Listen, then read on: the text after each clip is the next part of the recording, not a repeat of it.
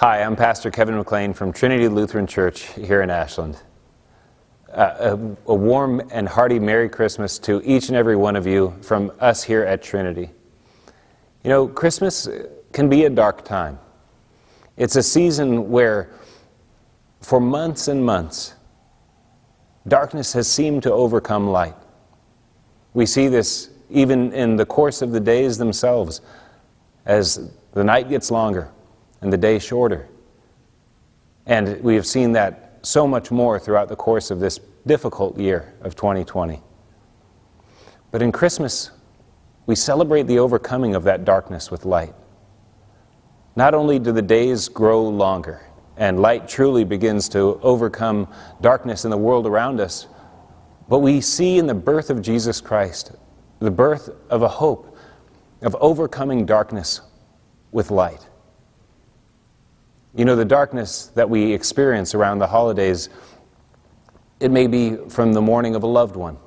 It may be from pains and difficulties in relationships. But there is a message of hope that is critically important for each of us, and maybe more so in this year than ever before. Christmas is a special time, not only because of the traditions that we honor and participate in this time of year, but Christmas is a glimpse of what the world could be like if we lived in it the way that we should. Ruled in our hearts by generosity, ruled in our hearts by mercy and forgiveness, the things that God has given to us in Jesus. When we live in those things, we truly celebrate Christmas, and we live in the Christmas spirit. And the world becomes a brighter place, not only because of the days, but because of the way that we live in those days.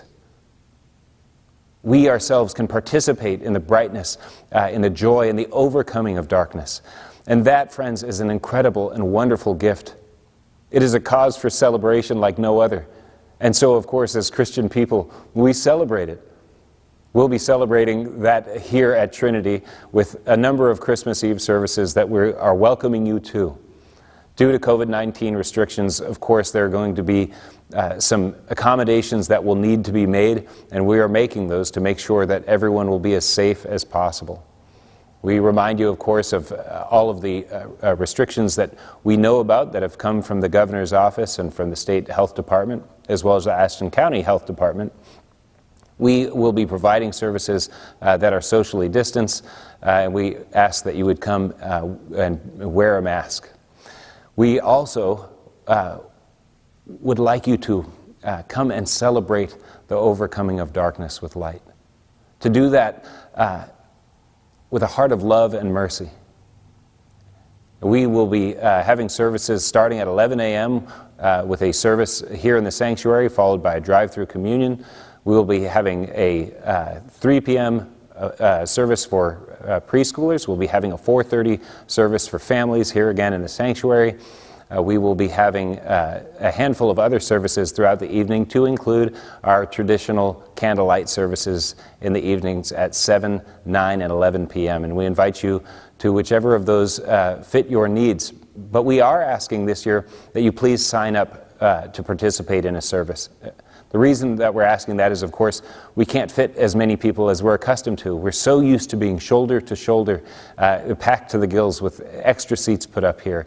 And though our heart longs to have that type of fellowship, we know that this year it will not be available. If you would be so kind as to go to our church website or to contact us at the church office, we'll sign you up for the service of your choice or let you know if that service is filled. And we can advise you what services are also available. For those who aren't comfortable meeting in person, we completely understand. And we hope that you would be able to celebrate with us online as we offer a number of live streamed services for you to partake in.